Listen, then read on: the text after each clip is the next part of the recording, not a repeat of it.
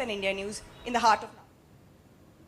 All right. In fact, we have some more information coming our way regarding this case where Salman Ahmad, the head of the Fikr Foundation, has responded to the current ongoing controversy, saying that the truth must come out and any wrongdoing will face action. He maintained that due process should take its course as investigations continue. He also clarified that the foundation runs the NGO Universal Multipurpose Society amid scrutiny around its activities. The statement comes as the case draws wider attention and competing claims from both the sides. Let's take a look at this report as well. All right. In fact, let me rope in my colleague Shahid Ansari for more on this.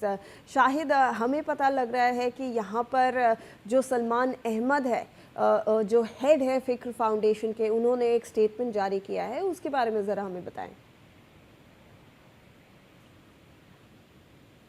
Shahid, क्या आपको हमारी आवाज़ सुनाई दे रही है?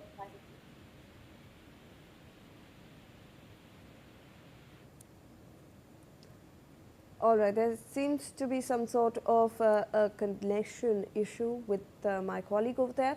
But remember that this is a statement that is coming out from the head of the Fikr Foundation, and what he is actually saying is that he is asking the due process to take its own course, and he has also clarified that the foundation actually does run the NGO Universal Multipurpose Society, which is surrounded in controversy right now because of allegations against, in fact, one of the employees of the NGO. Let me go across to Shahid again.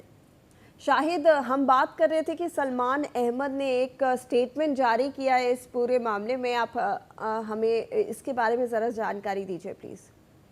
देखिए, फिक्र foundation के जो जिम्मेदार हैं, जो chairman है सलमान अहमद जो है, इन्होंने जो है जो फिक्र फाउंडेशन के जो हेड हैं, उन्होंने इसको लेकर जो है जो बयान जारी किया है कि अगर जो है जो फाउंडेशन जो चला रहे हैं वो कई सोसाइटी इस तरह से चला रहे हैं, और उन्होंने पहले तो इस पूरे मामले को लेकर जो है किनारा कशी इख्तियार करते नजर आए, और यही नहीं, उन्होंने कहा है कि सच सामने आना चाहिए, अगर गलत हुआ है तो एक्शन लिया जाएगा।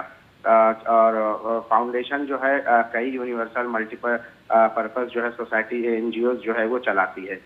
देखिए, जो पूरे मामले में जो भी चीज़ें हैं, ये बात तो जाहिर सी बात है कि अगर उन्होंने कहा है सच बाहर आना चाहिए, तो जाहिर सी बात है सच बाहर आना ही चाहिए।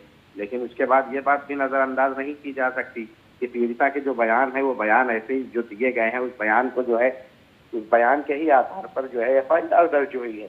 तो इसलिए जो है FIR दर्ज करने के बाद ही सारी कार्रवाई पुलिस की तरफ से हुई है।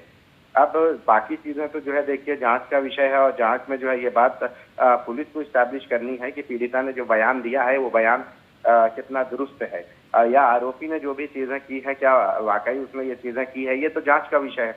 हालांकि अब तक जो है जो भी FIR वगैरह हुई है, FIR जो हुई है इस पूरे मामले में आरोपी की जो गिरफ्तारी हुई है वो पीड़िता के बयान के आधार पर हुई है।